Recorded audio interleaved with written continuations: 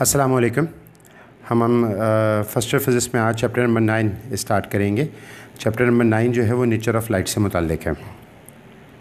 Nature of light इस chapter के अंदर कुछ इन फिनोमिनास की बात की जाएगी तो कि लाइट एग्जिबिट करती है, और लाइट की डेफिनेशन की बात की जाएगी कि लाइट क्या होती है। एक आसान सी बात जो हम लाइट के बारे में जानते हैं वो ये है कि लाइट जो है वो फॉर्म ऑफ एनर्जी है। लाइट जो है फॉर्म ऑफ एनर्जी है, ट्रांसमिटेड वेव मोशन, ठीक है ना।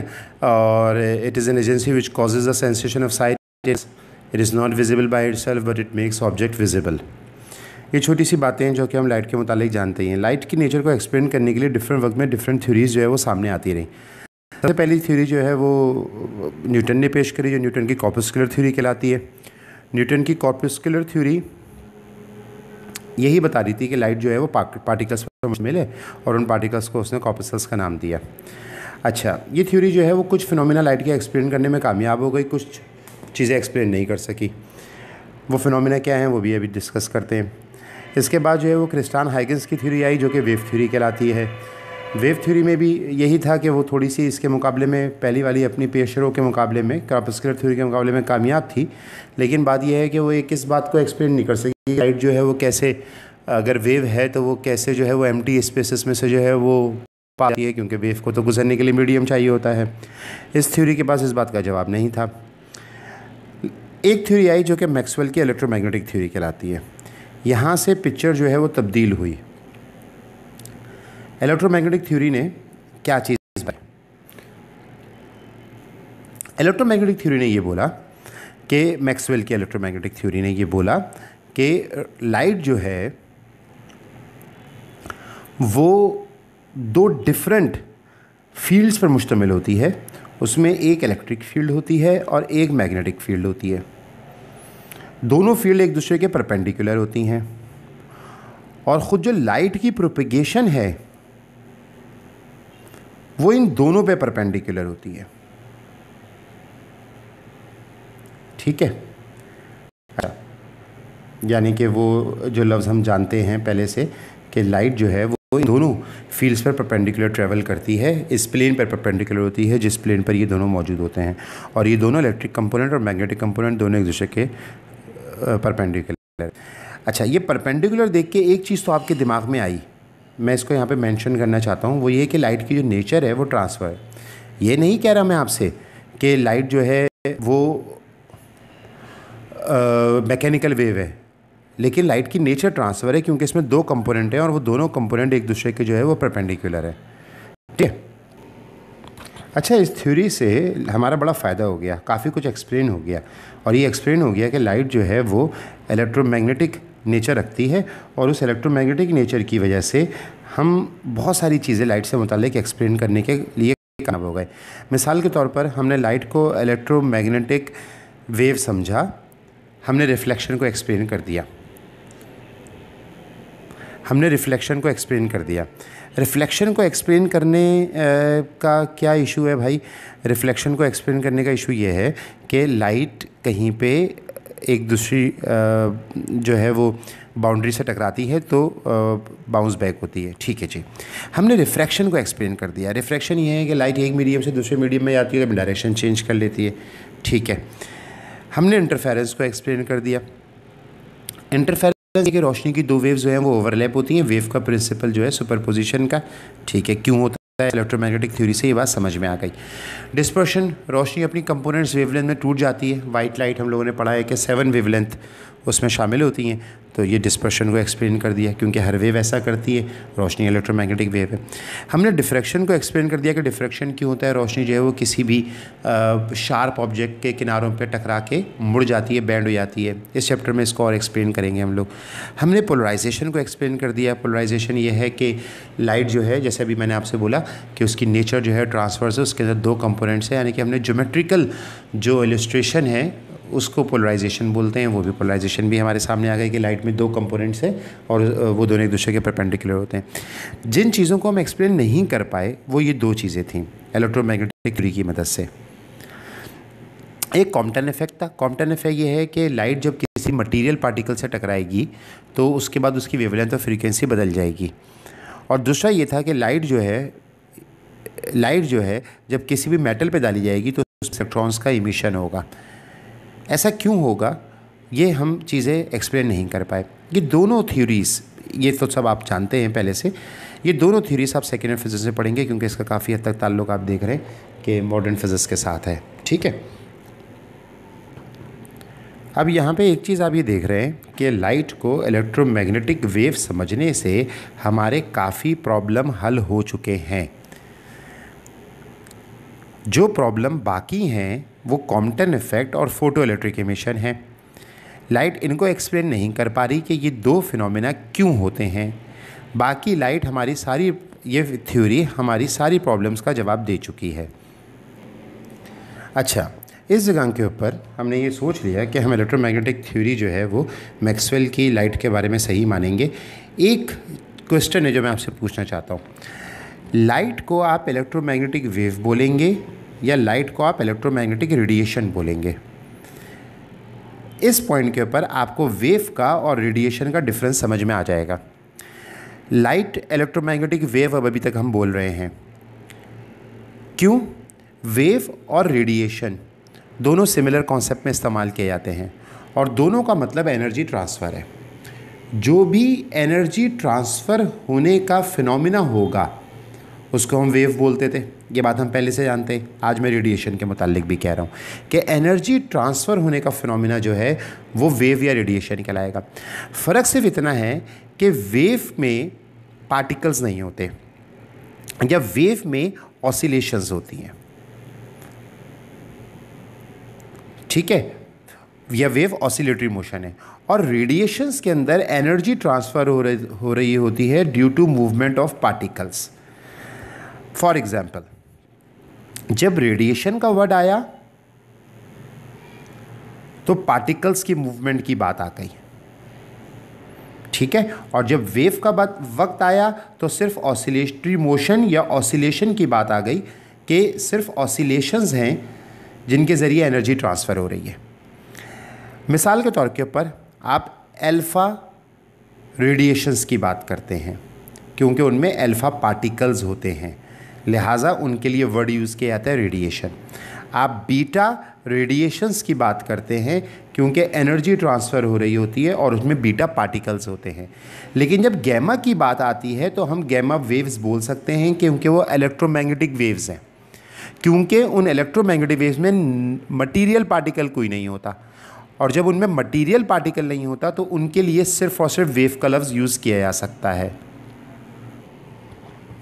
मतलब इसका ये हुआ कि अल्फ़ा रेडिएशंस और बीटा रेडिएशंस हैं और गैमा वेव्स भी हैं और गैमा रेडिएशंस भी हैं। यानी कि जो रेडिएशंस हैं उनको वेव कहा जा सकता है, लेकिन वेव को रेडिएशंस नहीं कहा जा सकता।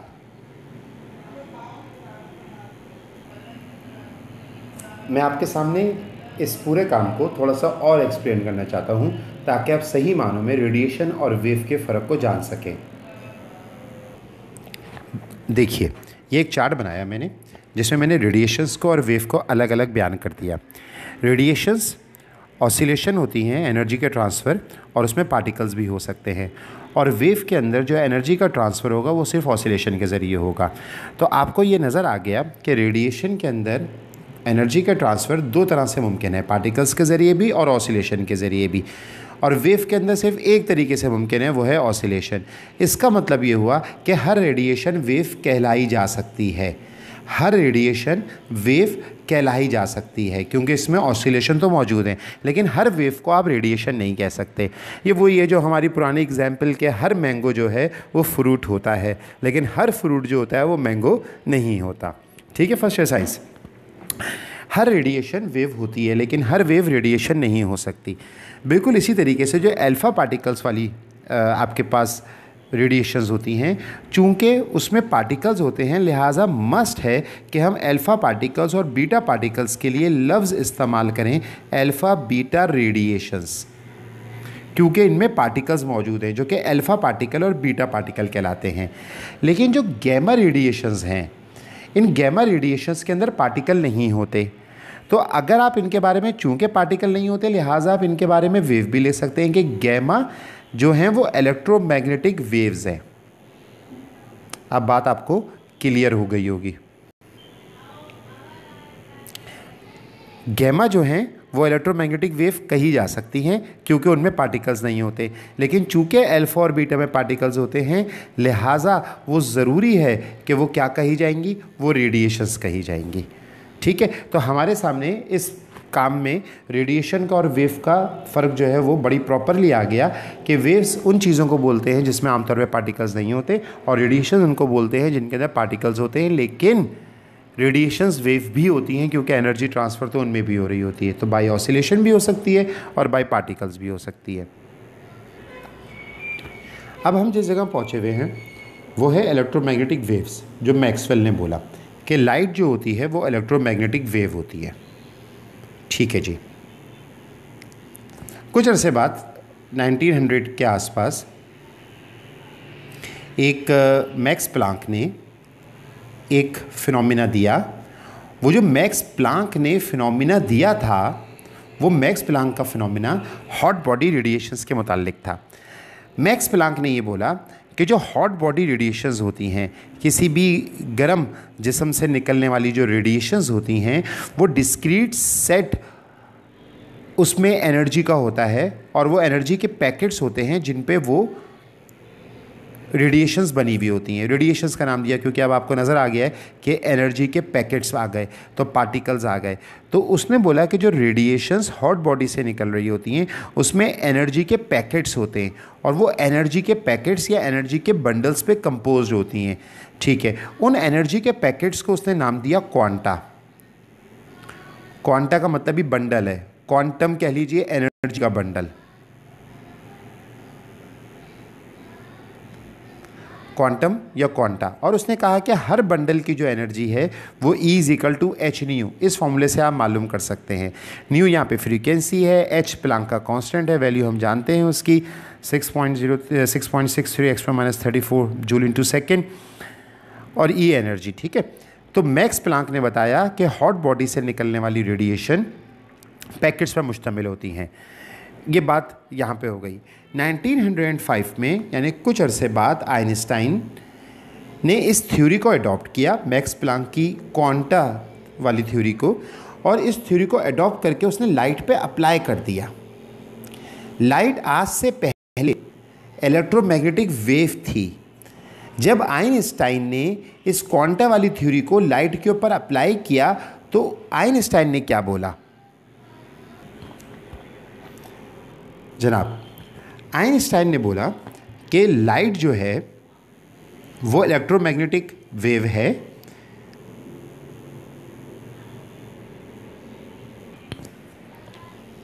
इसके साथ ही लाइट में पार्टिकल्स भी होते हैं। उन पार्टिकल्स को नाम दिया आइंस्टाइन ने फोटॉन का, कि जिस तरह हॉट बॉडी की रेडिएशंस एनर्जी के पैकेट पर मुश्तमिल होती हैं इस तरह लाइट भी पैकेट्स पे, एनर्जी के पैकेट्स पर कंपोज होती है। और जहाँ लाइट कहीं से भी इमिट होती है, एब्जॉर्ब होती है, तो असल में ये फोटॉन्स होते हैं जो इमिट या एब्जॉर्ब होते हैं। अब लाइट के अंदर आइंस्टाइन ने दो चीज़ें पैदा कर दी। इलेक्ट्रोमैग्नेटिक वेव तो लाइट पहले से ही कही जाती थी, जब उसमें पार्टिकल्स भी ऐड कर दिए गए तो अब ये जो लाइट की नेचर हमारे सामने आ गई, इसको ड्यूल नेचर बोलते हैं। लाइट की ड्यूल नेचर के मुतालिक जो थ्योरी है ये आइंस्टाइन ने पेश करी। ये आइंस्टाइन की क्वांटम थ्योरी कहलाती है या ड्यूल नेचर ऑफ लाइट कहलाती है। अब इसके मुताबिक ये डिसाइड हुआ कि लाइट इलेक्ट्रोमैग्नेटिक वेव भी है और लाइट जो है उसके साथ पार्टिकल्स पे कंपोज हुई हुई होती है। तो अगर आप लाइट के मुतालिक बोलेंगे तो आप बोल सकते हैं कि ये लाइट की रेडिएशंस हैं, क्योंकि अब लाइट में जिक्र आ गया पार्टिकल्स का। और वेव तो है क्योंकि उसमें ऑसिलेशंस भी होती हैं। तो लाइट के बारे में लाइट वेव्स भी कहा जा सकता है और लाइट की रेडिएशंस भी कहा जा सकता है। तो लाइट की ड्यूल नेचर हमारे सामने आई कि लाइट जो है वो ड्यूल नेचर रखती है। बाद में जब हमने इस चीज़ को देखा तो मुख्तलिफ साइंटिस्ट डी ब्रोए, जिसकी हम इंग्लिश में इस तरह से स्पेलिंग करते हैं डी ब्रोए, इसने ये बात प्रूव कर दी कि लाइट डबल नेचर की होती है। आइंस्टाइन ने तो कॉन्सेप्ट पेश किया था, डी ब्रोए ने इस चीज़ को प्रूव कर दिया। उसने बोला कि जनाब लाइट जब भी मैटर से इंटरेक्ट करेगी, मैटर से इंटरएक्ट करेगी, तो लाइट जो है वो अपनी पार्टिकल नेचर दिखाएगी। दो चीज़ें जो अनएक्सप्लेनेबल थी, फॉर एग्जाम्पल कॉम्पटन इफेक्ट और फोटो इलेक्ट्रिक इमिशन,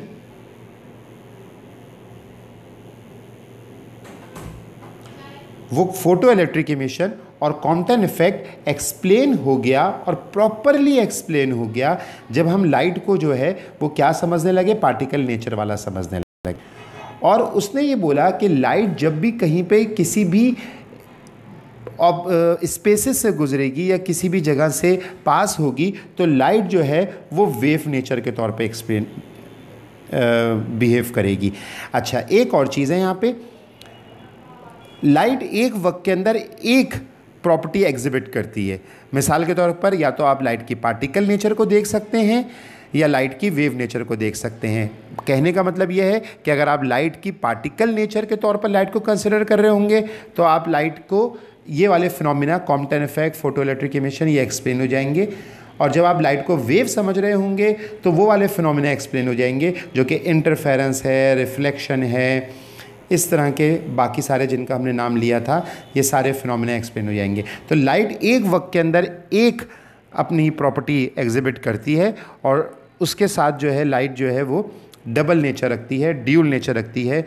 ये डी ब्रोए ने बाद में एक्सप्लेन कर दिया। तो लाइट के बारे में जो लाइट की नेचर है वो ड्यूल नेचर होती है, और लाइट को ड्यूल नेचर समझे तो लाइट के सारे जो प्रॉब्लम्स थी या लाइट के बारे में जो एक्सप्लेनेशन के अंदर या उसकी नेचर के अंदर मुश्किलात थी वो क्लियर हो गई। एक बड़ी मशहूर किस्म की सेइंग है कि the nature of light is still one of the fundamental puzzle of science.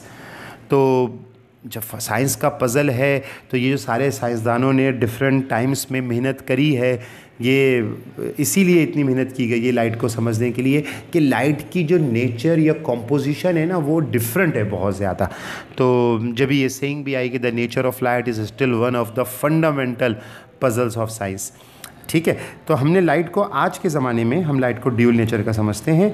Light एक वक्त में या तो अपनी पार्टिकल नेचर एग्जिबिट करती है या अपनी वेव नेचर एग्जिबिट करती है।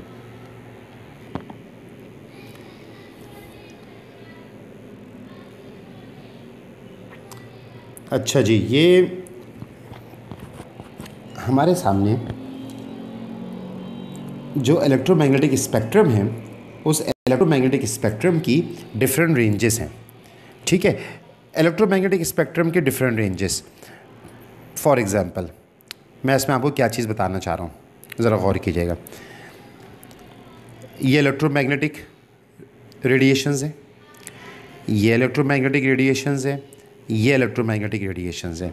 इनकी ये वेवलेंथ होती है मीटर में, ये इनकी फ्रीक्वेंसी होती है।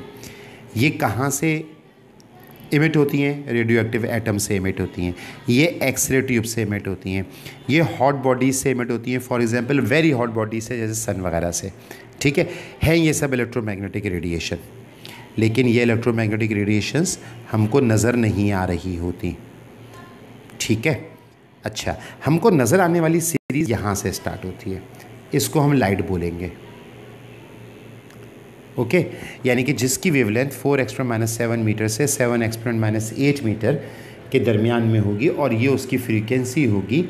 ये -8 के बजाय -7 का फिगर हो सकता है, लेकिन ये बुक की पिक्चर है, मुझे इसको जो है वो एक बार वो करना पड़ेगा, लेकिन मुझे ये लगता है कि ये फिगर -7 है। ओके, इनकैंडेसेंट बॉडीज़ से, यानी कि हॉट बॉडीज़ से, नॉर्मल हॉट बॉडीज़ से जो इमिट होने वाली रेडिएशंस हैं, अगर उनकी वेवलेंथ ये है तो वो विजिबल होंगे। अच्छा जी, इसके बाद दोबारा इंफ्रारेड, माइक्रोवेव्स, जिनको रेडार वेव्स भी बोलते हैं क्योंकि वो रेडार के फिनोमेना में यूज़ होती हैं, और रेडियो वेव्स। ये वो हैं जिनकी ये वेवलेंथ की रेंज होगी, ये फ्रीक्वेंसी की रेंज होगी। इंफ्रारेड भी हॉट ऑब्जेक्ट से आती हैं। रेडार वेव्स या माइक्रोवेव्स ये इलेक्ट्रिक सर्किट से बरामद होती हैं, और रेडियो वेव्स ये इलेक्ट्रिक सर्किट से ही बरामद होती हैं जिसमें इंडक्टर्स या कैपेसिटर्स लगे हुए हों। ये भी विजिबल नहीं होती, ये भी हमको नज़र नहीं आती। इसका मतलब ये हुआ कि हर इलेक्ट्रोमैग्नेटिक वेव या इलेक्ट्रोमैग्नेटिक रेडिएशन, सेम मीनिंग है ना, ये हमको नज़र नहीं आती। हमको सिर्फ वो नज़र आती हैं जिनकी वेव लेंथ की रेंज जो है वो 4x⁻⁷ से 7x⁻⁷ मीटर्स के दरमियान में होती है। तो ये हमारे लिए विजिबल रेंज वाली होती हैं। तो यही वाली हमको इलेक्ट्रोमैग्नेटिक रेडिएशंस नज़र आती हैं। तो ये पूरा एक इलेक्ट्रोमैग्नेटिक स्पेक्ट्रम था, जिन इलेक्ट्रोमैग्नेटिक स्पेक्ट्रम को हमने एक्सप्लेन किया। एक चीज़ यहाँ पे देख लीजिए, जो अल्ट्रावायलेट पोर्शन है, ये अल्ट्रावायलेट पोर्शन वो है जो विजिबल से ऊपर है। इंफ्रारेड पोर्शन उसको कहा जाता है जो कि विजिबल से नीचे है। नाम दिए गए हैं फ्रीक्वेंसी के लिहाज से। चूँकि अल्ट्रावायलेट की फ्रीक्वेंसी विजिबल से ज़्यादा होती है, लिहाजा ये अल्ट्रावायलेट हैं। अल्ट्रा का मतलब ये होता है बड़ा, ऊपर की जानिब, अपर लेवल। इंफ्रा का मतलब होता है लोअर लेवल। इंफ्रा, चूँकि इनकी फ्रीक्वेंसी, इंफ्रारेड की फ्रीक्वेंसी कम है विजिबल लाइट से, लिहाजा इनको इंफ्रारेड कहा गया।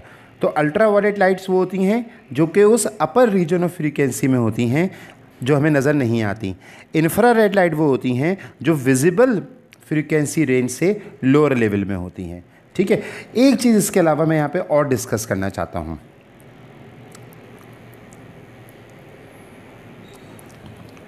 आजकल बहुत ज़्यादा चर्चा है 5G नेटवर्क का। हम लोग आम तौर के ऊपर जो हमारे वाईफाई के सिग्नल्स होते हैं, उन वाईफाई के सिग्नल्स में जो फ्रीक्वेंसी इस्तेमाल होती है वो इस्तेमाल होती है 2.4 गीगाहर्ट्ज़। गीगाहर्ट्ज़ का मतलब आप समझते हैं 10⁻⁶। ये वाईफाई सिग्नल की फ्रीक्वेंसी है। हमारे आसपास जो भी वाईफाई राउटर्स लगे हुए हैं ये अपने सिग्नल्स या अपनी वेव्स जो है इस फ्रीक्वेंसी के भेजते हैं। ठीक है जी, यही फ्रीक्वेंसी आमतौर पे रेडियो वेव्स की भी होती है। यही फ्रीक्वेंसी जो है वो माइक्रोवेव से निकलने वाले की भी कमोबेश यही होती है। तो हमारे आसपास तमाम जो मोबाइल के ऑपरेटर्स हैं वो भी यही फ्रीक्वेंसी इस्तेमाल करते हैं। जब भी हमारे पास डिफरेंट मोबाइल ऑपरेटर्स के सिग्नल्स, जैस के, टेलीनॉर्स के, ये हमारे फ़ोन पे आ रहे होते हैं, उनकी फ्रीक्वेंसी की रेंज ये होती है। 3G 4G नेटवर्क जो सिग्नल्स इस्तेमाल कर रहा था उसकी फ्रीक्वेंसी से थोड़ी ज़्यादा थी। आने वाले ज़माने में एक और नेटवर्क जो कि उसके टॉवर्स जो हैं वो लगाए जा रहे हैं पूरी दुनिया में, और उसके ख़िलाफ़ बहुत ज़्यादा शोर भी मचाया जा रहा है। और ये भी कहा जा रहा है, जैसा आजकल की ये एक कॉन्स्पिरेसी ये भी है कि जो कोरोना है, ये कोरोना भी जो है वो 5G नेटवर्क की वजह से इसकी जो वेव्स हैं वो हमको, हमारी बॉडी को इतना नुकसान पहुंचा रही हैं कि हमारी बॉडी में ये तब्दीली आ रही है और हमारी बॉडी जो है वो इस डिज़ीज़ का शिकार हो रही है। और इसके साथ कुछ तफसीली बातें और भी हैं कॉन्स्पिरेसी, जो कि फिर एक अलग उसमें होंगी, क्योंकि उसमें यकीन करने का एक बड़ा मामला है। तो मैं तो उसमें आमतौर पे यकीन नहीं करता, लेकिन चूँकि नॉलेज है तो उसको हासिल करना भी ज़रूरी है। 5G की जो नेटवर्क फ्रीक्वेंसी है ना भाई, वो है 24 गीगाहर्ट्ज़ से 90 गीगाहर्ट्ज़। ये एक साइंटिफिक मतलब प्रूफ बात है। ये फ्रीक्वेंसी आपके आसपास है, लेकिन जो 5G नेटवर्क काम करेगा ना वो इस फ्रीक्वेंसी के ऊपर काम करेगा। सिर्फ़ और सिर्फ जो कंक्लूजन है वो ये है कि जितनी ज़्यादा फ्रीक्वेंसी होगी उतनी ही ज़्यादा वो ह्यूमंस के लिए नुकसानदेह होगी। आप अंदाज़ा कर लीजिए कि इस फ्रीक्वेंसी के साथ क्या कंपैरिजन है 2.4 का और 24 का, और उसकी मैक्सिमम रेंज या उसकी एक अपर रेंज जो है वो 90 गीगाहर्ट्ज़ है। तो एक बात तो जो साइंटिफिक प्रूफ बात निकल रही है वो ये है कि ये जो 5G की फ्रीक्वेंसी होगी, 3G की भी कुछ कम नहीं होती, इससे तो ऊपर ही होती है। ठीक है, लेकिन 5G की जो फ्रीक्वेंसी होगी वो ज़रूर ह्यूमन बींग्स के लिए ख़तरनाक हो सकती है, जब तक ये चीज़ रिसर्च ना हो जाए कि हाँ वो वेव्स जो हैं वो इंसानी जिस्म के लिए जो है वो नुकसानदेह नहीं है। जब तक तो हम यही समझेंगे कि 24 से 90 गीगाहर्ट्ज़ की फ्रीक्वेंसी के ऊपर काम करना या उसके आसपास रहना वाकई एक ख़तरनाक काम है। ठीक है, यही वो चीज़ें हैं जिसकी वजह से ये कॉन्स्पिरेसी थ्योरीज़ जन्म ले रही हैं कि हाँ भाई 5G जो है वो ख़तरनाक होगा, और जिन इलाकों में 5G टावर्स की तनसीब हो चुकी है या 5G नेटवर्क लग चुका है, उन इलाकों में ये वायरस जो है या ये बीमारी जो है कोविड-19 की ज़्यादा शिद्दत के साथ सामने आई है। वल्लाह आलम बिस्सवाब।